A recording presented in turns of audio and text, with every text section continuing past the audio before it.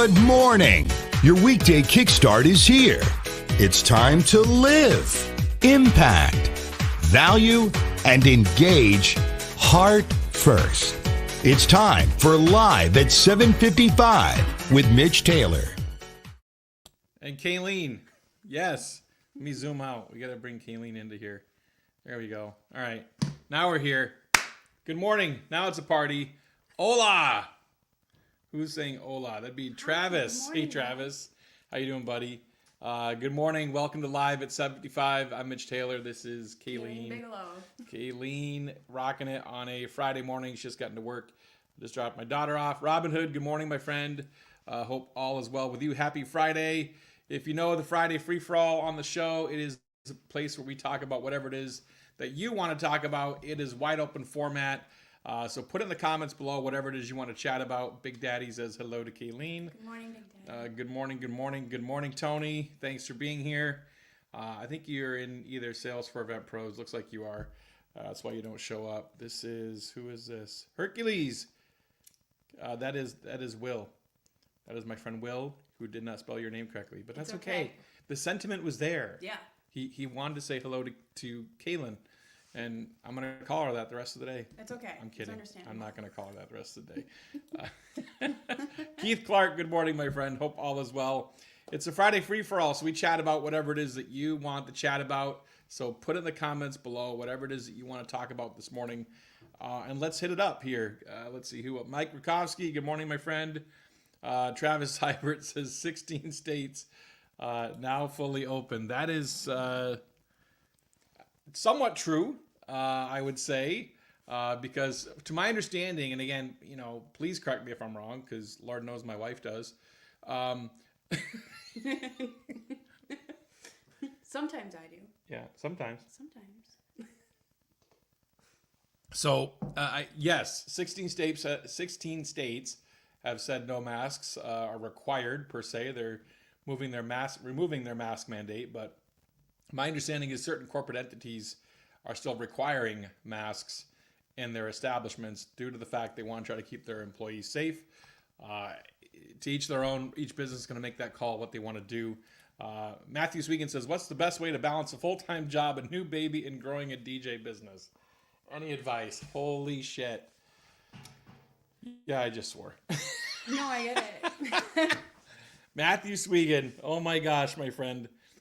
Big Daddy. All right, so let me cover Matthew Swegan. Man, have I been there. So for me, that was 2006. My son was 4 years old. My daughter was just born. And I was 1 year away from taking this company full time. And so I get it. You have, and I hate to tell you this, but the hustle and struggle is real. You have to burn the candle at both ends for a certain amount of time to pull it together, in my opinion. Or you have to be extremely structured in your day to make it happen. That's what you have to do to be able to pull that together. We have suggestions here. Travis saying Advil. Big Daddy says coffee. Jeffrey Sandler, our good friend, says get rid of the full-time job. Matthew Speaking says tell me about it. So I want to cover this. Jeffrey says get rid of the full-time job. I agree you should follow your passion, but you should have 2 to 3 months worth of salary at least set aside before you make that leap. That's something that, you don't know what's going to happen in your situation, in your life. A pandemic could hit, right? I mean, most of us were blindsided by the pandemic. Even though, ironically enough, I had seen a seminar the previous year regarding what to do in a recession. So if that wasn't a little bit of foreshadowing, I don't know what was. It was funny to me but that's the truth.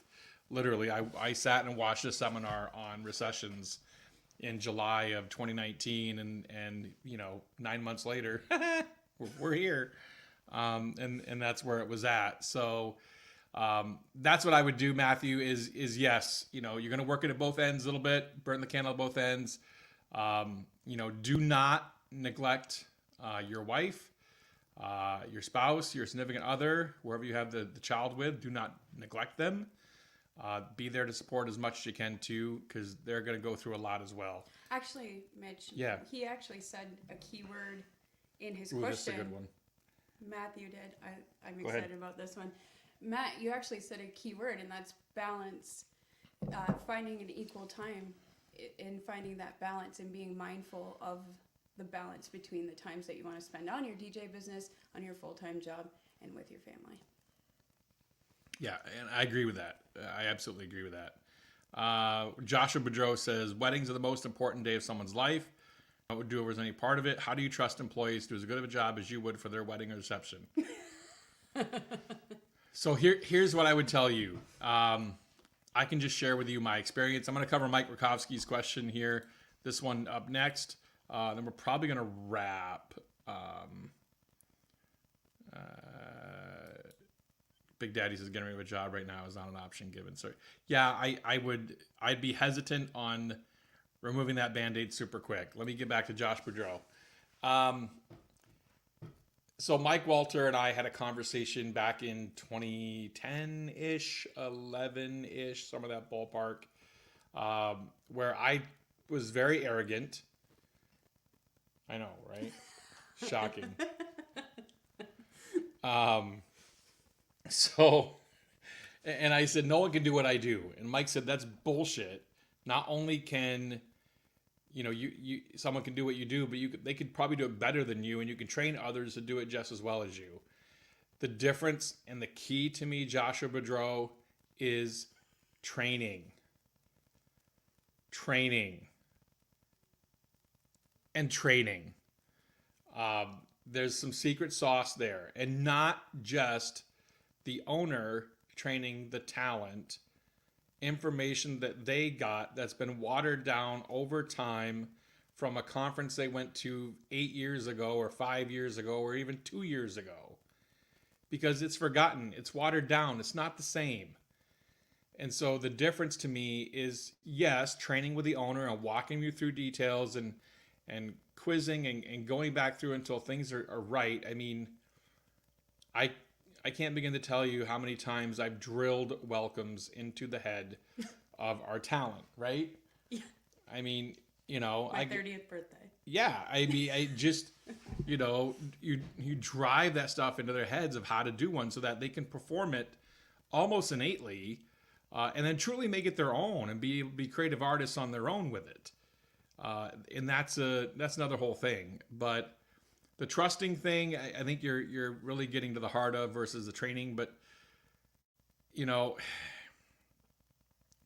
trust is one of those things that people just have to prove over time. It's hard at first, but you just have to find the right people. And sometimes people weed themselves out too. And that's a blessing in disguise for you. So I could talk about this subject for a long time. I don't want to miss where we're at. Let's see here. I hope that covered at least some things for you, Joshua. So some network like a mother. I don't know who that was. Network like a mother. I don't see who that was. Why is raising your fees so scary? Mike Rakowski says, Mike, it's going to be scary, I think, for everyone the first few times you do it. I mean, you've been in the industry a long time, Mike. You and I have known each other over the years. Gosh, I came down to your market, I don't know, well over a decade ago now, probably 15 years ago now, whatever it was. Somewhere in that ballpark, doing networking sessions and things like that. So I think it's just, you have to have the belief in yourself. I don't know if this is the year to raise rates based upon everything that's happened. I will say that. But I think it's the year to give extra value if you can. You know, keep your rates the same and then raise the value if you need to incentivize something. Give a client something that is low cost to you, high value to them. But raising your rates, I think, should be looked at from a standpoint of how full is your calendar. You know, if you're actively turning people away, and it's time to either raise your rates or hire more talent. And those are the two ways to handle it. So in regards to raising your rates, I would look at it strictly from a standpoint of the numbers. What do your numbers tell you? How full is your calendar? Where do you sit currently? How fully booked are you for 2022 at a certain given point in time? How is that compared to last year? If you're not tracking this stuff, and I'm not just talking to Mike here, anyone, if you are not tracking this stuff, you should be. It's important to look at that stuff. So let's see. We talked about Big Daddy, Yo MTV Raps. I have no idea where that came from.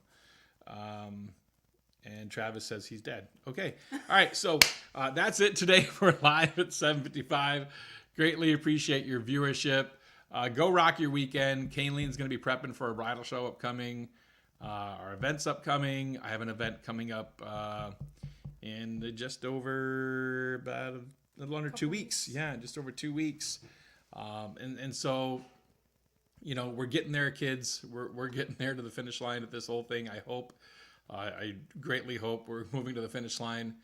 And I hope we'll be able to get back to rocking events really soon. If you are rocking events, please pray for your brothers and sisters who aren't. If you are not, you know, the light is here at the end of the tunnel. And I promise, I hope to promise that light at the end of the tunnel is not an oncoming train. Okay? So that's it for today. Thanks so much for watching live at 7:55. Go rock your weekend. I'm Keeling. It's Kayleen. You were kind of quiet today. Why didn't you just tell me to shut up? Shut up, Mitch. All right. Bye. Bye, guys. Thanks for watching live at 7:55. To bring Mitch to speak to your organization, go to MitchTaylor.net. Now go live, impact, value, and engage heart